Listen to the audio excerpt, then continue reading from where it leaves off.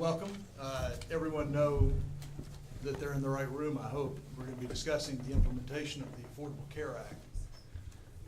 I'm Terry Eastland. I'm publisher of the Weekly Standard magazine, and I'm pleased to join this event and to introduce our three panelists and to basically set the stage for discussion here this morning. We are not going to exhaust this topic. It seems inexhaustible, but we do have three authorities on the statute who I believe can help advance our understanding of it. Jim Capretta, Ian Millhiser, and Jonathan Adler will take about 8 to 10 minutes each, and we will eventually go to the audience for questions. Jim Capretta is a senior fellow with the Ethics and Public Policy Center and a visiting fellow also at the American Enterprise Institute. Jim has worked on committees in both houses of Congress and also in the Office of Management and Budget in the George W. Bush administration. Somehow or other, he acquired an interest in healthcare 20 years ago and has been afflicted with that ever since, studying it nightly, I'm sure. He writes for many publications, not least the Weekly Standard. Jim will look at the major policy and administrative hurdles that the law faces. In particular, he will focus on the exchanges and also look ahead to what consumers are likely to experience during this next year. Jim will go first. He'll be followed by Ian. Ian is a senior constitutional policy analyst. Do I have that right? That's right. For American Progress, where he focuses on the Constitution and also the third branch, the judiciary. Among other notable labors, Ian clerked for Judge Clay of the Sixth Circuit, and he served as a Teach for America Corps member in Mississippi and in Arkansas. That's right, on the Arkansas side of the Delta. Right. Ian has written for a wide variety of publications, among them the New York Times, the Washington Post, the American Prospect, Slate, and the Yale Law and Policy Review. Ian will address how the Act's insurance framework is supposed to function, who the winners and losers are likely to be, and who also will go largely unaffected. Finally, Jonathan Adler will bat third. Jonathan is a professor of law at Case Western Reserve University School of Law.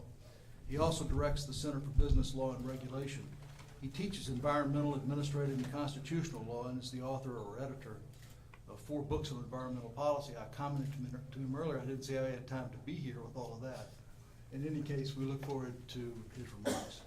He has written widely for the Journal, Wall Street Journal, and also the Washington Post for law reviews, and also, not least, for National Review Online, and also the Volokh Conspiracy. Once each of our panelists has spoken, we'll have an opportunity on the panel to respond, any panelist wishing to another panelist, and then we'll go to questions. Jim Capretta, if you will open for us. Thank you, Terry. Good morning, everyone. It's a pleasure to be here to talk about this very important and consequential law. The starting point for my discussion this morning, I think, should go back to the Supreme Court decision of last summer and a articulation of a proper understanding of where the individual mandate rests post that decision. Of course, that was among the central questions of the law of the case at that time, and the Supreme Court, in a majority opinion of 1, essentially, John Roberts wrote the majority opinion, and nobody else agreed with it, but somehow it was upheld. But in that majority opinion of 1, there were some very important and interesting things said, and not too many people have noticed yet, but I think that will sink in as the law gets implemented. Essentially, what the Supreme Court said about the individual mandate was that the litigants were right, plaintiffs were right, that the Congress did not have power under the Commerce Clause to compel everybody to buy health insurance in the United States. That was not a legitimate use of the power of the Congress under that clause. And so Roberts then said, essentially, the law, however, the individual mandate can be upheld because it can be viewed as a choice, that people have actually a choice between signing up for health insurance that the government would like them to sign up for, now regulated very heavily by the federal government, or they can pay, alternatively, a tax. Both are perfectly legitimate choices, lawful choices. It shouldn't be viewed as a penalty necessarily, but viewed as you can pay a tax or you can buy the health insurance. It's your choice. That's essentially where John Roberts came down. Now, why do I bring this up?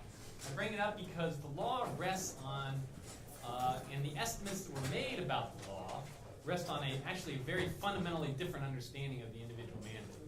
It it rests on an understanding where the individual mandate creates this aura of obligation, where everybody in the country sort of says, you know what, it's now the right thing to do. I'm supposed to buy health insurance.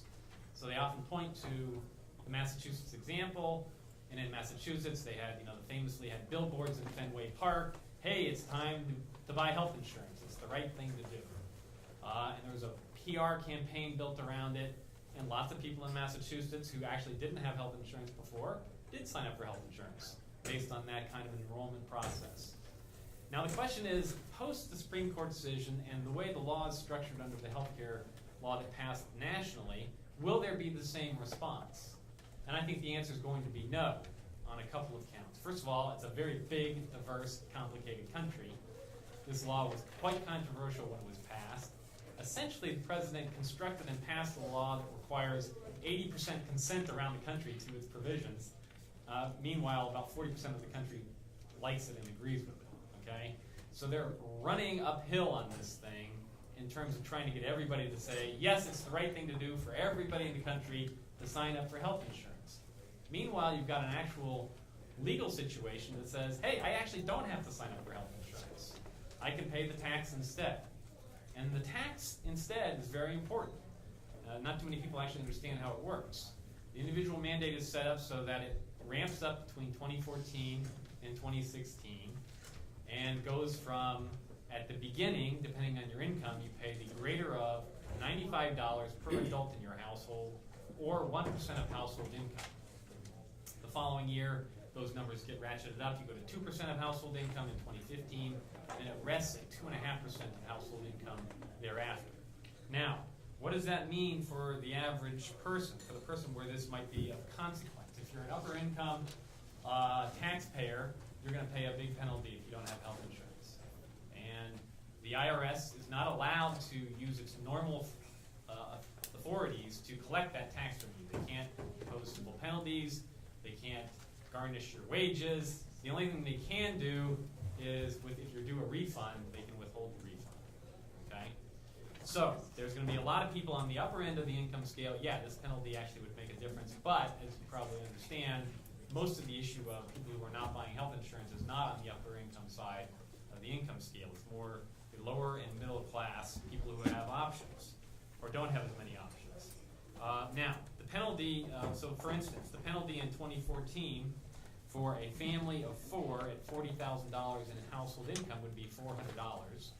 And the health insurance that they're likely to have to buy in the exchanges is going to cost roughly, even for a family of that kind of an income, at about 165% of the poverty line for a family of 4, they'd still have to pay a premium of about $1,800. And that's going to become visible to them in the late 2013 time frame as you're starting to hear about the rates coming out and so on, but you're not hearing yet about the actual premium that people will have to pay depending on their income. I think there's going to be a lot of households who are going to look at this and say, gee whiz, I thought this was going to be free. And the $1,800 versus the $400 penalty is going to become a real issue for a lot more Americans in the coming months. Of course, if you're at twice the poverty rate, $50,000 a year in income, your premium is going to be about $3,200 in 2014 for the standard health insurance plan, and your penalty would only be $500. So that's quite a bit of difference. Now, of course, you get health insurance if you pay the $3,200, and you don't get health insurance if you pay the $500. But you can get health insurance at an open enrollment period at a date to be named later if you pay the taxes instead of paying the health insurance with no penalty to you or your family. So I think this understanding of what the actual mandate requires and how it plays out is going to be crucially important, because the estimates that were put out by the CBO, the estimates, the understanding of how the administration is going about this, is they're going to try to create the aura of obligation by saying, hey, you have to have health insurance now. Otherwise, something bad is going to happen. Well, it turns out that the law actually doesn't really work that way. And I think eventually it will sink in and be understood in this population that they can pay the tax instead. And many, many, many millions of people are likely to take that option when they figure out it's to their financial advantage to do so. Now, what does that mean for implementation of the law? I think a lot of what is going to be discussed about the implementation in in the coming months is going to center around, hey, is there momentum behind enrollment in the new exchanges around the country?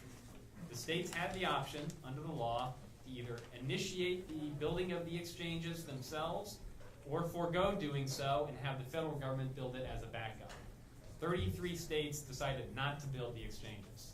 17 states plus the District of Columbia have chosen to do so. You will hear in the coming months lots of discussion around that, but it's quite clear already that where you have a blue state governor on the ground absolutely gung-ho to try to enroll as many people as possible, that's where the president's going to go and say, hey, this law is working. He was just in California last week. Expect them to be in Maryland and Massachusetts and New York State quite a bit in the coming months because they have a governor there who's for it. They're going to try to beat bushes to get as many people signed up as possible and create some momentum around the subsidy structure that goes around these exchanges. In lots of other parts of the country, you're going to get very feeble enrollment. And for all the reasons I described about the individual mandate, plus the fact that there's just a much less visible and robust presence going to be there in those states pushing people to try to sign up. So I think in the coming months, there's going to be an emerging discussion around what is success and what is failure. And I would just remind everyone what the Congressional Budget Office said at enactment. The Congressional Budget Office, this will be my final point, so I know we're supposed to do this for a few minutes, but the Congressional Budget Office at the time of enactment predicted that in 2014, we would be down to 31 million people who are uninsured. We're likely to be at 50 million people uninsured in 2014, based on my sense of where the exchanges will come out and potentially 5 million people enrolled in the exchanges next year. Another very important corollary point is that the president famously opposed the individual mandate in the 2008 campaign and used it as a point of distinction in his campaign with Senator Clinton. In fact, he made it a big deal. He ran ads against Senator Clinton for her support of the individual mandate and made that as a huge deal for why voters in the Democratic primary should vote for him as opposed to his opponent. Then, of course, within weeks of becoming president, he changed his mind. And why did he change his mind? Because he wanted to be the president who was, quote, for universal coverage. There was a memo that went into the president during the spring of 2009 saying without the individual mandate, the uninsured rate would still be over 30 million people. And he rejected that, saying, hey, if we're going to go through healthcare reform, we need to cover everybody. And if with the individual mandate, they were predicting they could get the uninsured rate down to 10 million or so. Turns out now, the Congressional Budget Office said at the time of enactment, well, the high water mark is going to be, we're going to get the uninsured number down to about 23 million in 2019. That would be as low as we would get, not 10 million. Well, they've revised their estimates. It's now up to about 30 million people. And candidly, I expect that number to go north. That as people understand what the individual mandate actually means, as enrollment is less robust, as the exchanges are not as highly thought of in the future as they are maybe at the time of enactment, I think you're going to find that the country has not enacted a universal coverage program. Thank you.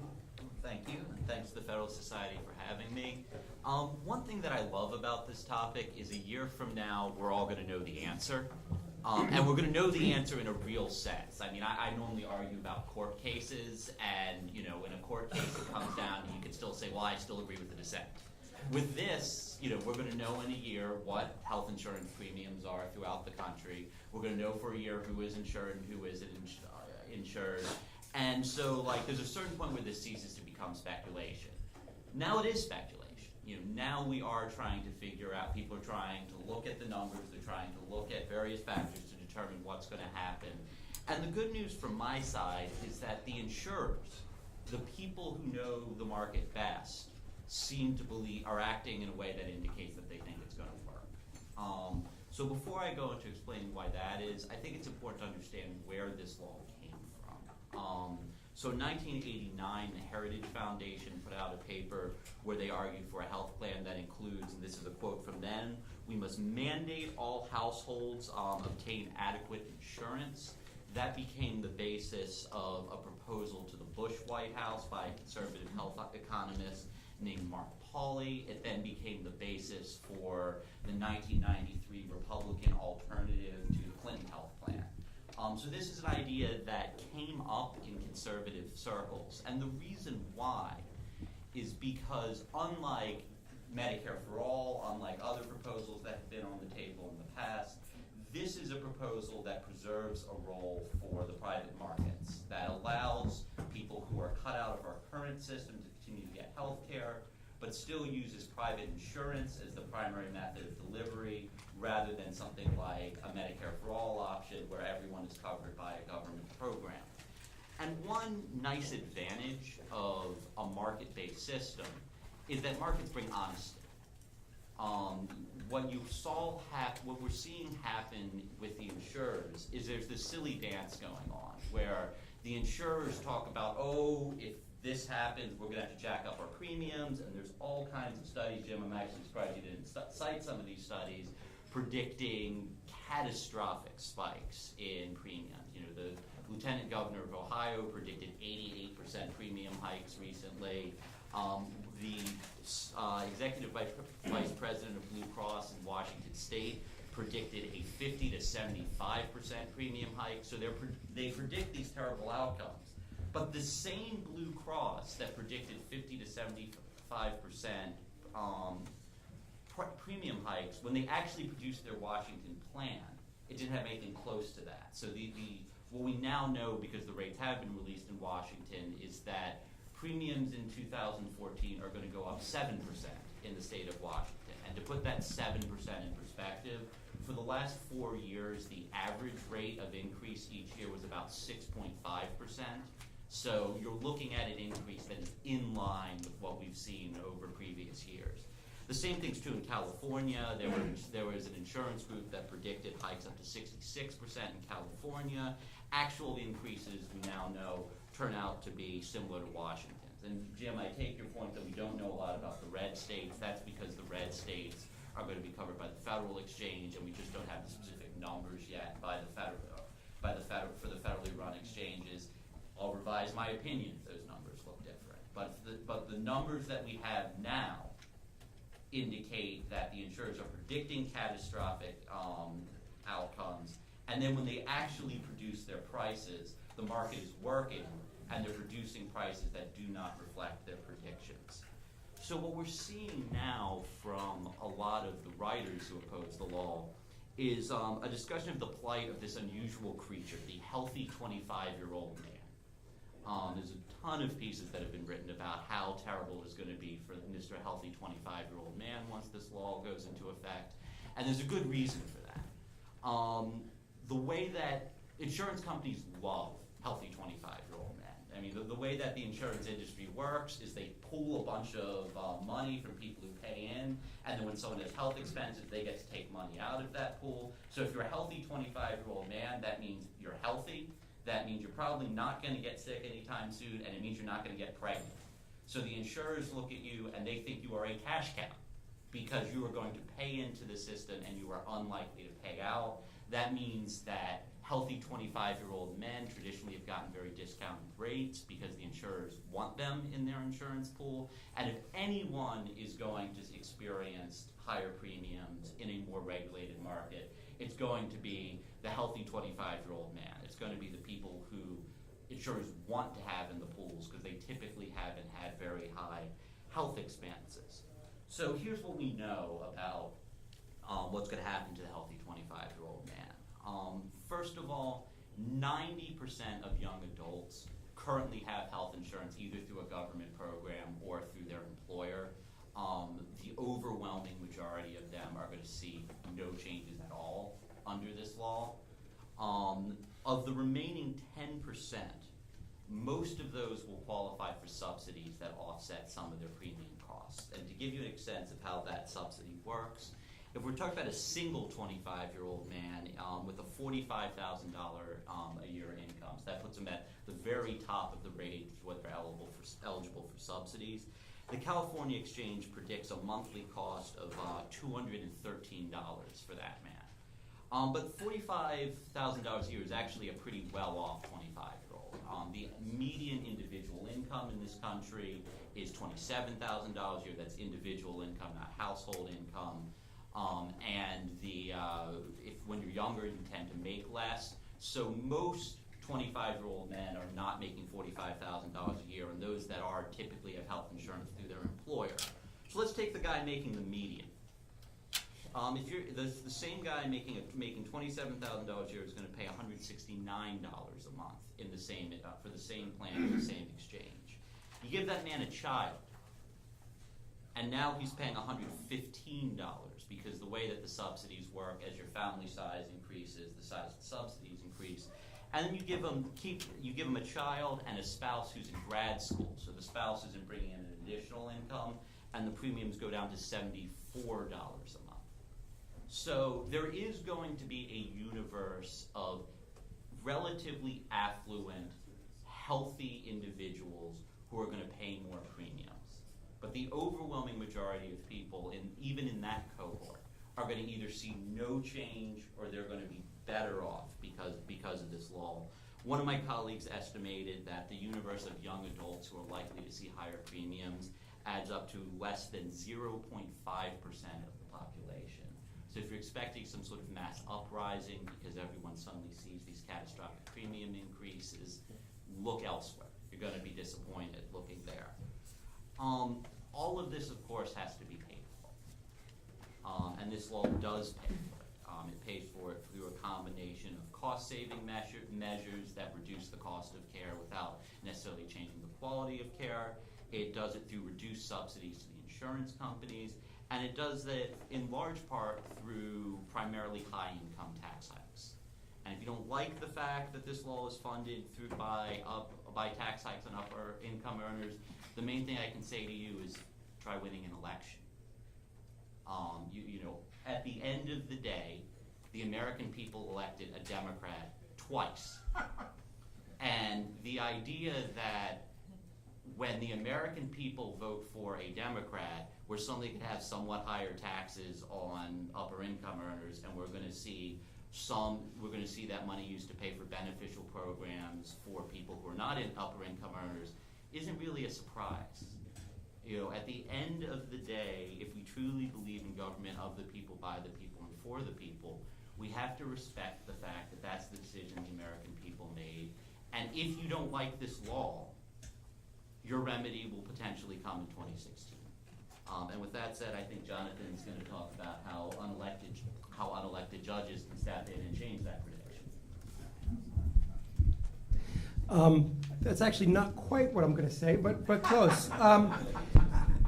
My biggest difference with Ian is I don't think we're going to know in a year what the effects of the law is. I don't think anyone that actually has looked at the way the law is implemented and the way it is written believes that.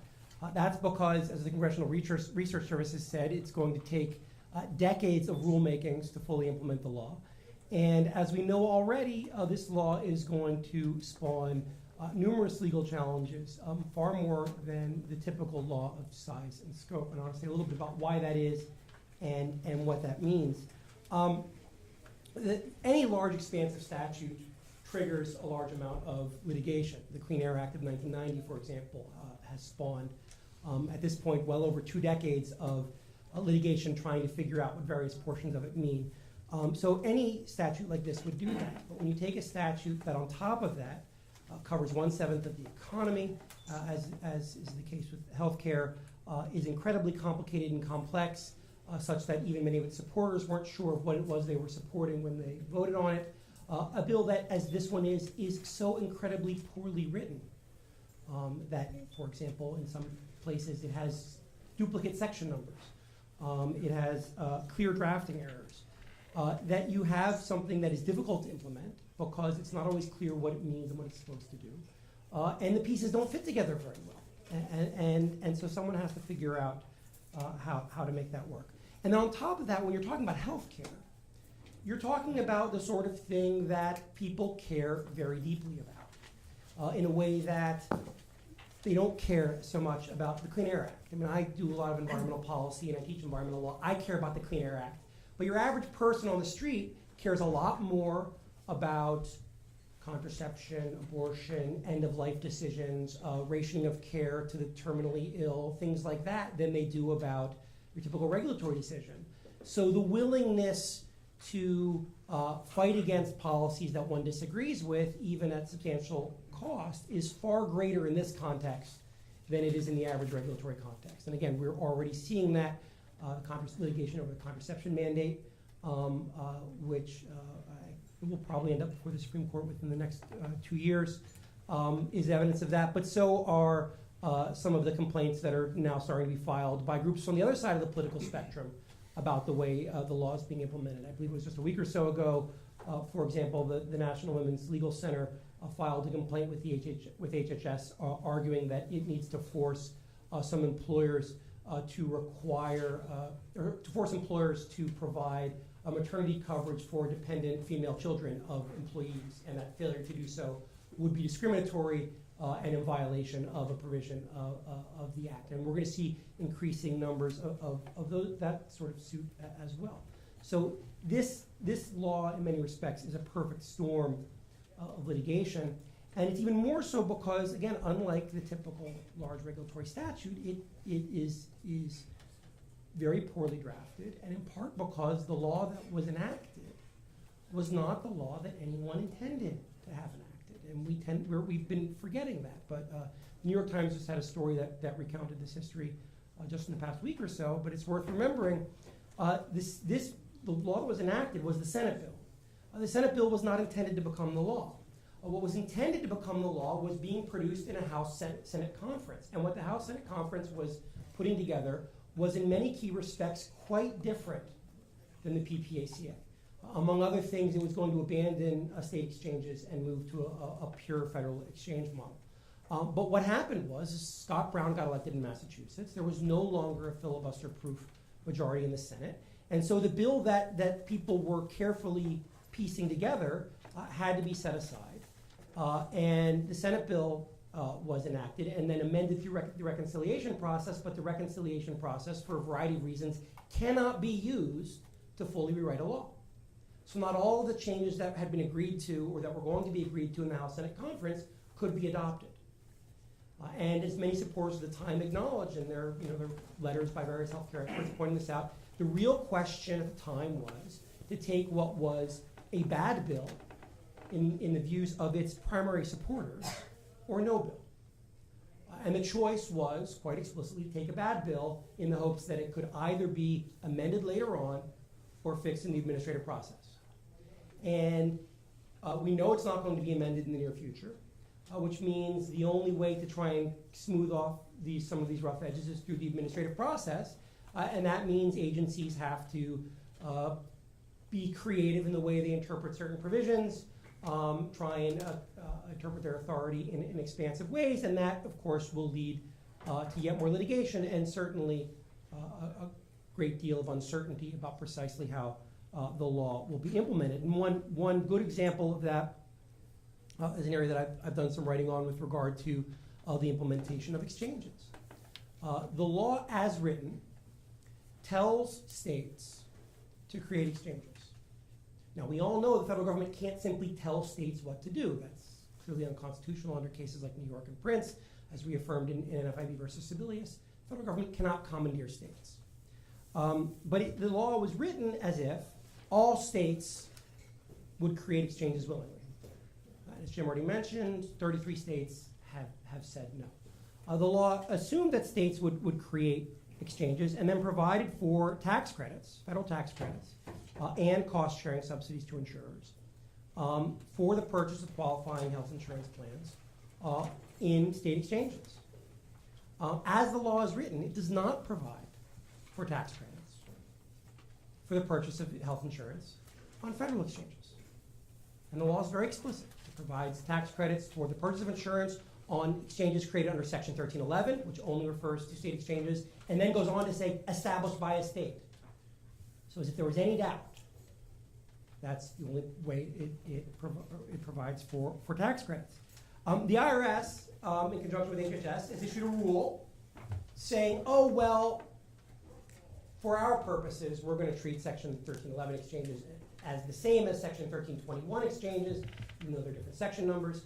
And we're going to say Section 1321 exchanges, those created by the federal government, can also be a source of tax credits, even though, again, the law says tax credits are only available for the purchase of insurance plans in exchanges, quote, established by a state. The IRS did no statutory analysis for this. There was none in the Federal Register. Cursory one-paragraph explanation saying, well, there's nothing in the legislative history that says we can't do this, and we think this is broadly consistent with the statute. The sort of justification of a rule that I tend to show my administrative law students is not the sort of thing that satisfies reasoned decision-making in the concise general statement that we expect from agencies. In response to congressional investigators, the IRS has also not been able to put forth any internal statutory analysis that it did. It just failed to put in the Federal Register. There just was none. But this is the rule that it has issued, and this is important not just because it affects the availability of subsidies and tax credits. And I should note, the provision of tax credits and subsidies doesn't make something cost less. It shifts the incidence of the costs. But it'd be a bizarre world, or it's a bizarre understanding of economics to say that because we've given you a subsidy, something costs less. No, it means you pay less. But that cost is borne by somebody somewhere. These are cost-shifting mechanisms. These are not cost reduction mechanisms. But the other reason this is important is because the way the law is written, the trigger for the employer penalty is that an employee has received a tax credit for the purchase of a health insurance plan on exchange. So if there's no tax credit, there can be no employer penalty. And so on this basis, there's litigation now both pending in a federal district court in Oklahoma and here in D.C. Challenging the IRS rule along these grounds, which would also challenge the ability to impose the penalty on employers for failing to provide health insurance. Moreover, the way the penalty for what used to be called the individual mandate is calculated, the availability, whether or not subsidies are availability, affects the incidence of penalties on individuals who fail to obtain qualifying health insurance, because the penalty is a function in part of the cost compared to someone's income. And these suits are pending now, and certainly depending on what happens with this litigation, that can change dramatically what happens at the state level, or at the state level in terms of implementation of this law. I'll probably stop here because I know I'm sure we have lots of questions and things to talk about. But the broader point is however these lawsuits come out, however the contraception mandate lawsuits come out, however the lawsuits filed by doctor-owned hospitals that were filed before, that will be filed again, turn out, however the eventual litigation over the Independent Payment Advisory Board, IPAB, turn out when those suits eventually get filed, the idea that in a year from now the dust will have settled and that we will now see the PPACA in all its glory functioning like a smoothly oiled machine, that's crazy. Both because of the way the law is written, what federal agencies have to do to implement it, and because of the questions that courts will have to resolve in terms of implementation, it will be a long time before we fully understand what it is that Congress enacted. Thank you. Thank you, Jonathan, and we will now turn to the panel and see if there are comments that any of you wish to make about the other panelists' comments. Absolutely, gosh. Gee, I need about 20 minutes to go through your comments, but let me just mention two things. One is on premiums. I didn't bring it up in my comments because I wanted to focus on the operation of the mandate. The mandate, of course, is very related to premiums. If you don't have enrollment by the famous 25-year-olds that Ian's so unconcerned about, then premiums for everybody else will go up. So the reason to be concerned about the 25-year-old, and candidly, it's not just 25-year-olds, it's healthy 30-year-olds and 35-year-olds and 40-year-olds and 45-year-olds. There's approximately 15 to 20 million people in the United States that are enrolled in the individual health insurance market, and it's quite true that in most cases, they're relatively healthy people. And those people are going to see premium increases. The very low income of that population could potentially see a premium increase and a subsidy that's enough to offset it. But the calculation that Ian went through to saying, oh, it's only going to be 0.5% of the pie, that's not the calculation I think is going to be the reality. Let me talk about California. California made a big splash of saying the premiums won't change very much. And what did they do? They compared the exchange premiums submitted by the way, 3 plans in California, really robust competition, 3 plans that are inclined politically, candidly, to be as supportive as possible of what's going on in California, joined into the exchange process. They're probably going to lose money in year 1 and make it up in year 2. I mean, that's the way this politics is working. Their premiums were compared to the non-individual market from the prior year, to small group premiums, saying, well, this is more comparable, the benefit package is a little bit bigger, and well, that's actually not what people are buying. The people that are in the individual market in California, which is fairly large, are buying rated products that are very often skinny plans, and they are very often healthy people. They're not all 25-year-old though. They're 30-year-old, 35-year-old, self-employed people that have their own business and want to buy the individual market for whatever reason. They will see premium increases.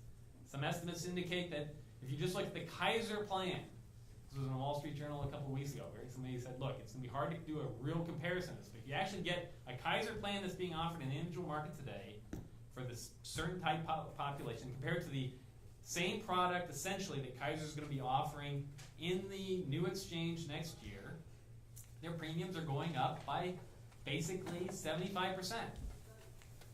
And so, yeah, there are going to be premium increases. Is it dispositive of why the law is good or bad? No, but it is quite true that the administration and certainly the law's apologists have never admitted to the fact that these people in the individual market are going to pay higher premiums.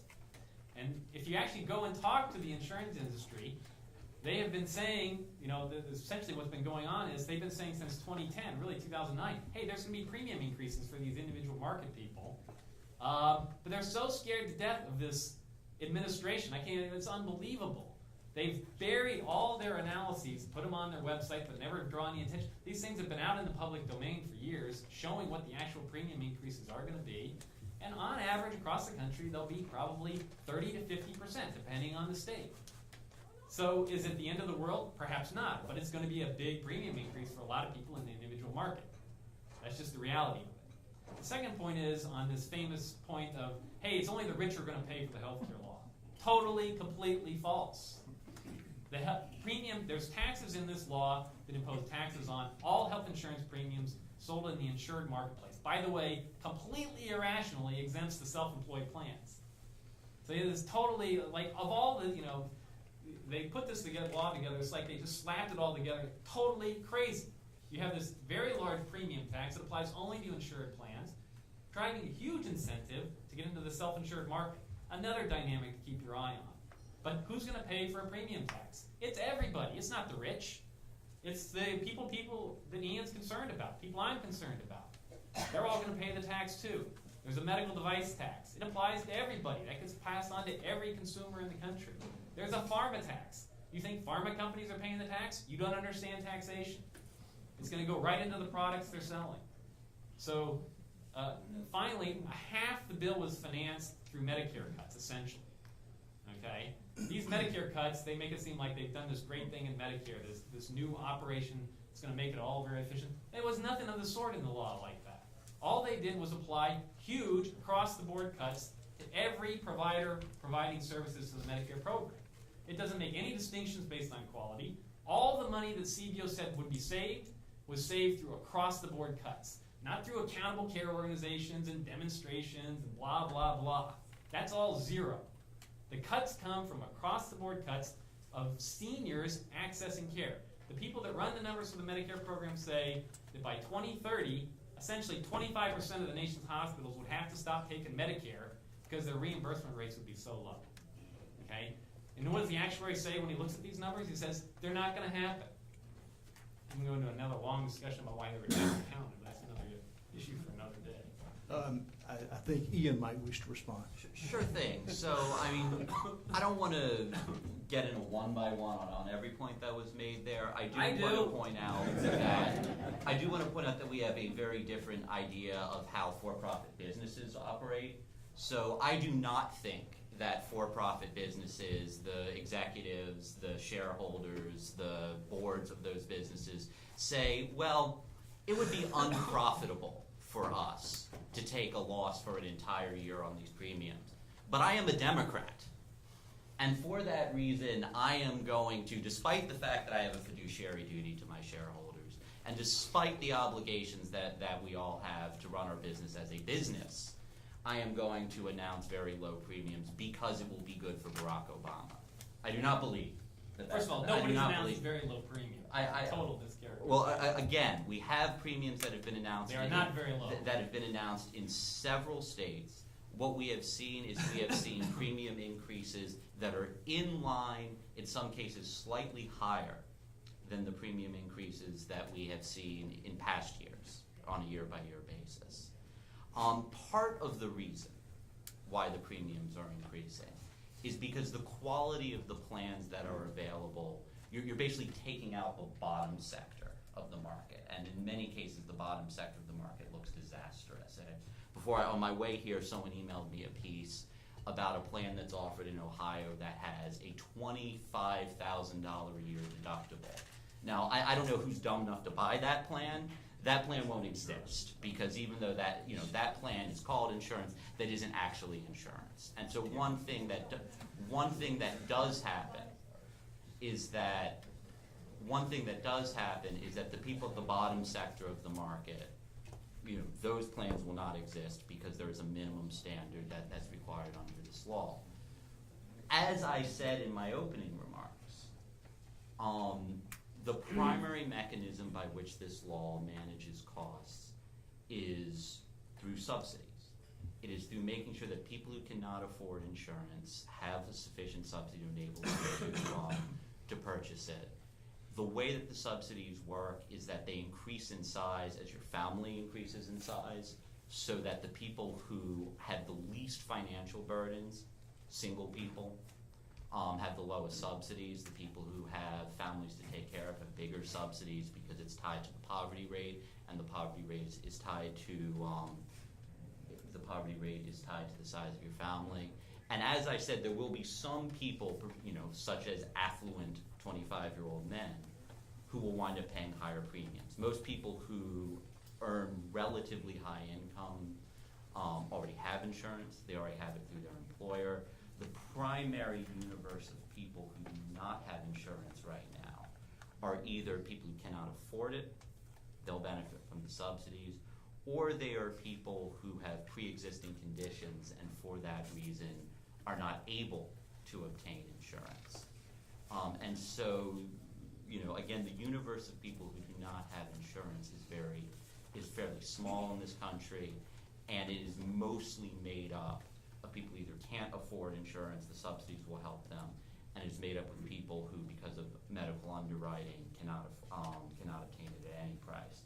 Real quick to Jonathan's point about the litigation, I'm familiar with the Oklahoma lawsuit. I'll just say two things about it. First of all, it's unlikely we're going to get a resolution on those lawsuits quickly. First, the appropriate party who has standing there is probably the businesses who may have to pay a penalty, and that won't be assessed for a little while. There's also a Tax Anti-Injunction Act issue here. I suspect that the courts will say that the Tax Anti-Injunction Act does apply. So you could be looking until 2016 before you have a final resolution from the courts as to whether or not the federally run subsidies get to pay out tax incentives, or rather tax subsidies. And just as a practical matter, after these exchanges have been operating for close to 2 years, it strikes me as very, very unlikely that the courts are going to say, oh, retroactively, all that money that you guys got, you can't have that. I don't know if they order them to give it back or if they just order prospective relief, but in either event, that strikes me as unlikely practically. It also strikes me as unlikely as a matter of law. And if you want me to bore you, because it involves going line by line through quotes that I've written down, there are a lot of ambiguities, Jonathan, you're right, that it's not a very well-written statute. There are a lot of ambiguities in the law, but of course what we know from Chevron is when there's ambiguities and when the appropriate agency has offered a plausible reading for how that should be read. The court should defer to that. I'm happy if people really want me to go through these awful quotes that I have to explain what some of the other plausible readings are and why I think there's really not very much chance at all that the courts are going to say that federal money will not be paid out, or federal tax subsidies will not be provided through the federal exchanges. Jonathan, do you have anything to add? Two quick things. One, and this line's going around a lot, Jonathan Cohen has a column today suggesting that a policy that provides coverage of catastrophic expenses but has either a high deductible or doesn't pay for, say, doctor's visits is not insurance is Orwellian. Insurance is about managing risk. So a policy that protects you against risk is insurance. A policy that provides you with doctor's visits without copays may or may not be a good thing from a policy standpoint, but that is not insurance. We call that health insurance because we've lumped it all together. But that's actually essentially a prepaid package of medical services. And when talking about something like this, we should be careful with our language because the reality is a lot of things that are offered now, minus the state of Ohio, for example, where the 88% predicted increase for rates next year is based on that estimate that was released this week, is based on rates that have been filed by insurers within the state. And those rates are available through the state. You can get those filings. A lot of certain plans won't be offered, and a lot of things that won't be offered are actually a lot closer to true insurance than what the healthcare law mandates. We have debate about whether or not, as a country, we prefer true insurance as a way of dealing with medical expenses, or whether or not we prefer requiring the provision of certain services in essentially a prepaid form or paid for by the government or by an employer or whatever. But we should be clear that is not insurance. That is other things that we like. That's a way we want to deliver healthcare and health services. The only other point is on litigation. I don't believe there are any ambiguities about this provision. I think when a statute says, purchase and exchange under Section 1311, and mentions the express statutory provision, and then says, established by a state, it is pretty clear that Section 1311 means Section 1311, and established by a state, particularly if it's defined in the statute, which it is, means established by a state. There's no ambiguity there. That language is repeated multiple times in the statute, and it is black letter law that agencies receive no deference on the question of whether a statute is ambiguous in the first place. That is a pure question of law that even the majority in the Arlington decision from 2 weeks ago acknowledged is to be decided by the courts in the first instance, not the agencies. The IRS, after finalizing its rule and failing to provide any explanation, after failing to having to have done any of its own internal statutory interpretation in developing the rule, and with the help of some outside experts, has come up with a bunch of explanations and efforts to try and find ambiguity in other portions of the statute, to try and insert ambiguity into these provisions. They don't work. It requires basically assuming that certain language in the statute doesn't exist, like the phrase established by a state. And you essentially have to read that out of the statute in multiple places for their interpretation to hold. Many of the other arguments that have been made, well, no one would have ever proposed something like this. Well, first person to make that argument in response to Michael Cannon and I pointing out this aspect of the statute, himself had written an article proposing that a way you encourage states to encourage exchanges is you tell them your citizens only get tax credits if you create an exchange. That's a rationale. You can't force states to create an exchange. You've already spent all the money you had on the Medicaid expansion to try and bribe states with promises of direct funding. What other leverage do you have? Well, one way is tax credits. That was actually proposed by Professor Tim Jost, who was very involved in the development and drafting of the bill and in the defense of this rule now. And we know there are many aspects of this law and many laws that, in fact, condition benefits to private citizens or private entities based on a state's behavior as a way of inducing state cooperation. Most of the other arguments that have been made about why this rule is justified, it's congressional intent. There's not a single statement anyone has been able to find saying, contemporaneous statement, contemporaneous with the law's drafting, that tax credits would be available in federal exchanges. There are statements that every state would have an exchange, which we knew everyone thought, because everyone thought states would create them. There are statements saying tax credits would be available in every state, but again, that's because everyone assumed every state would create its own exchange. But no one said, oh, federal exchanges will get tax credits. The IRS hasn't found an example of this. HHS hasn't found an example of this. Tim Jones hasn't found an example of this. We've been asking for folks to provide evidence of this for over a year now. We have an 80-page article for those of you that have insomnia that goes through what legislative history there is. And in fact, it's all consistent with the plain text of the statute. Now, will this case be over soon? Well, in the Oklahoma case, there's an oral argument on the government's motion to dismiss next week. And in the DC case, last week, a motion for summary judgment was filed by the plaintiffs, which are both employers and individuals, asking, and part of the basis for the motion for summary judgment is precisely the point that Ian mentioned, which is if, as they would argue, and I would argue what the IRS has proposed is illegal, it would be better to cut it off now than to try and undo it once it happens. And we'll see when and if the government, I'm sure, will respond to that motion, and we'll see how the court responds. But that motion was filed just last week. So a few things real quick, just because, if you want to get into the details of what the statute says. First of all, I think the fact that y'all have actually managed to find legislative history supporting your position proves that Scalia is right about legislative history, that you really can't find anything in there. But no one's found the reverse. Let me talk. So I'm going to just not talk about legislative history at all because I'm a textualist, and I think that we should look at what the statute says.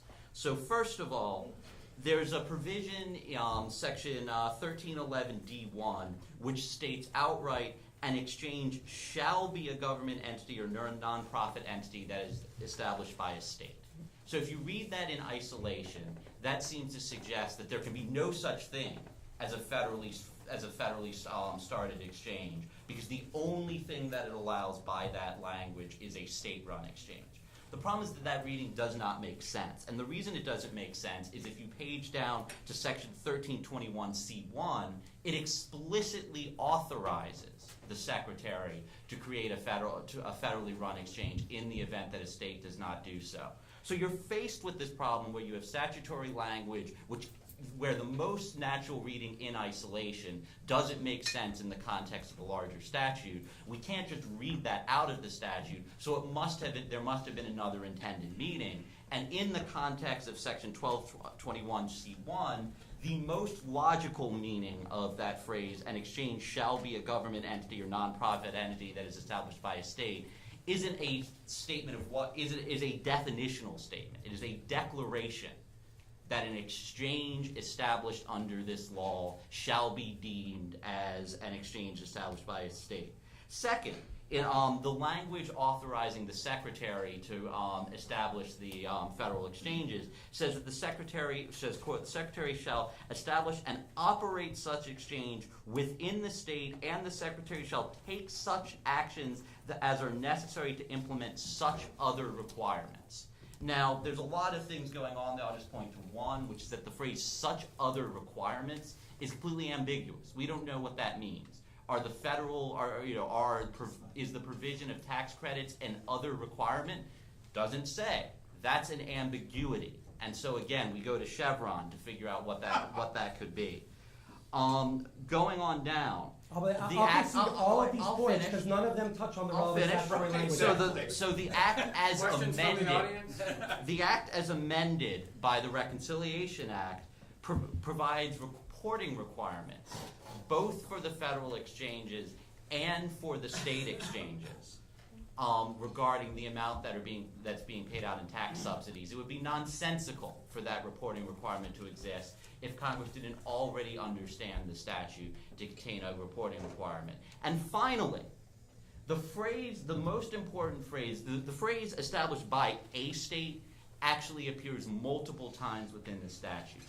But at the relevant point, at the point where it determines who is and is not eligible for exchanges, eligible for tax subsidies, the phrase that it uses is an exchange established by the state, not a state, the state. Now, normally, when we have a statute that consistently uses one phraseology, and then it suddenly changes to use a different understand that to mean that Congress meant something different there. And a state means something different than the state. John Kerry is the Secretary of State, not because he has responsibilities over Alabama or New York. He's the Secretary of State because we normally understand the state to refer to a sovereign entity such as a nation state. So it depends there on are what the many definition is, ambiguities. There will be a right? question and answer period. There are many ambiguities in this statute. There are multiple permissible readings of this statute. And when you have a statute which is subject to multiple permissible readings, the courts shall defer under Chevron to the agency's reading. So Jonathan, I really admire your skills as an advocate here. This is a creative theory. The fact that, I know you cited in articles actual legislative history that you think supports you, and I think that is tremendous diligence that you're able to find that. Really, I admire your skills as an advocate. You've been able to come up with this argument. It's not going to win. Well, the relevance language you quoted at the end, you truncated. What it said is it says that you're eligible for insurance if you purchase a plan through, quote, an exchange established by the state under Section 1311. Section 1311 only provides for the creation of state exchanges, federal exchanges, or Section 1321. The reconciliation amendments that Ian mentioned felt the need to identify state exchanges and federal exchanges separately in those subsequent amendments. Which means that Congress recognized in its later enactment that if it wanted to deal with both state and federal exchanges, it had to identify them separately. Moreover, in the reconciliation amendments, Congress realized that if it wanted territorial exchanges to be treated like state exchanges, it had to specifically do that, and it did so. It did not do the same for federal exchanges. The reality is the language of the statute is quite clear. And again, we'll see what happens. But CRS, Congressional Research Service, has said, hey, straightforward reading of the statute would suggest that this is correct. It then goes on to say, well, here are all the ways we try and find ambiguity, but I don't think it's there. And just on our article, we actually went looking for legislative history because what we expected to find was an interesting case where the text of the statute said one thing and the legislative history said something else. Okay. All right. And in fact, we didn't. And it's interesting that the IRS relies not on text. It says, well, legislative history is consistent with this, but they can't provide any evidence. They can't provide any contemporaneous evidence of their own. And they didn't engage in any statutory analysis of their own. So even if I were to concede that their interpretation was permissible, under traditional APA review, their rule would have to be thrown out because they did not engage in the sort of reasoned decision-making that is required of an agency in the first place. And that actually is a claim in the complaint that was filed in the Oklahoma case. If we might, we are just about out of time, but we do have time for a question or two. If you would direct by name your question, that would be helpful. Okay. Thank you, Susan. James here on the Oh my gosh. We got a whole lot. Question line back here, and you're Line supposed to use the back microphone. here. We've all been staying in line. Go ahead. Fine. Go ahead. Go ahead and ask your question, then we'll go to the back. I'm sure that probably won't. I have a Go ahead and question. ask your question. If you would direct it to one of the parties here. My question is primarily for Professor Adler, but I'd ask each of the panelists to give me a likelihood as a percentage. As Professor Adler pointed out quite unequivocally, and I think correctly, the bill that became law is the Senate bill, but the bill that was interpreted by the Supreme Court is a revenue-raising bill, a tax bill. The Constitution requires that all bills raising revenue shall originate in the House of Representatives. As a percentage, what do you think the likelihood is that the validity of the law will be challenged based on that constitutional ground? There is a pending lawsuit, and the chances of that lawsuit succeeding are somewhere in the neighborhood of 0.0005%. It's a political question, as many circuits have held equivalent questions are. Moreover, the use of shell bills is a well-established practice by Congress, and I would be shocked if lower courts, and particularly the Supreme Court, were to upset that settled expectation. So I expect. So, in terms of my view of the way government should operate, I don't think Congress should use shell bills for things like this.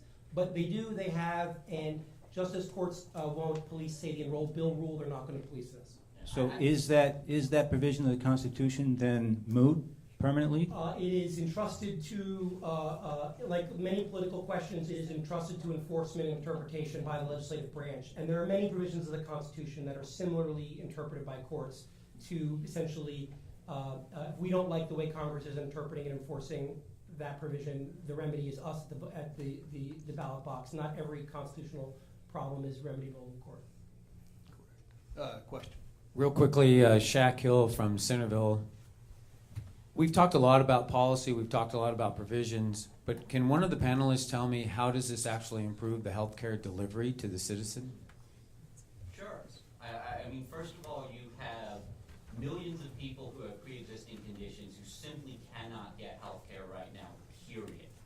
It's estimated that between 25,000 and 45,000 people die every year because they don't have insurance, and for that reason they don't get the health care they need. So I support this law because I think life is better than death, and I think that making sure that those people get to live is a valid objective. That is something that the government has a right to do. That is something the government should do. I can go into, if you want, the various cost-saving provisions in the law, because it's not just important to expand the base of people with insurance. It's important to make sure that we don't pay too much for our insurance. So there's a combination of reductions and subsidies to health insurers. There are various provisions to make sure that hospitals provide better care. So, for example, if you obtain a hospital-borne illness while you're in the hospital, Medicare will pay the hospital less if you're a Medicare patient. If you are readmitted to a hospital after having recently been admitted, Medicare will pay less, and those exist to encourage hospitals to come up with better procedures to make sure that doesn't happen. You know, they can be very simple procedures. I was in the hospital recently. One of the first things they did was they put socks with treads on my feet. And the reason they did that is because someone found out that a significant percentage of people were tripping and falling and injuring themselves in the hospital. And so at very little cost, they could protect my health by buying some socks and putting them on my feet. All thanks to Obamacare, thank goodness. One last question, and then we'll break. I think I should respond to that. You may. Go right ahead. Look, the main thrust of the healthcare law was to move the resource allocation decisions in the American healthcare system more toward the federal government. So the federal government is involved in subsidizing a lot more health insurance, expanded the role of Medicaid quite dramatically.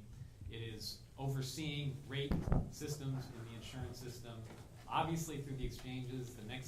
As anybody who understands the political economy in the United States understands, the federal government is going to get more and more involved in allocation decisions, resource allocation decisions in the health system. That's what the law is mainly about, moving power and authority to move money around to the federal government in the health system. What will that do to the quality of American health care? That's the basic issue. And will the federal government manage the health system better than an alternative approach to managing resource allocation in the health system? That's really the central question. And of course, absolutely, we want to make sure everyone has access to the health care they need at the moment they need it. But I have a view, and I think a lot of people have a view, that the federal government will mismanage this very badly. That the federal government doesn't make very good decisions about how to allocate resources. We have lots of evidence of that in both the Medicare and Medicaid programs, where they underpay quite a bit in a lot of circumstances and overpay a lot in a lot of circumstances, because the federal government never gets the price right. And so in a system as complex and big as this, if the federal government is micromanaging prices, as it's going to try to do under this law, it will misallocate resources, and then people will die. So yeah, I'm for life, but I'm for making sure our health system maximizes the quality of the system going forward, that's innovative, that you get the right service to the right people at the right moment. And there's so much confidence in this bill that the federal government can do all of that, and it's entirely misplaced. Well, again, the federal government isn't setting the price of insurance. The insurance companies are. I think we've probably exhausted the topic for now. We've run about 5 minutes over, so thank you all. Thank you all for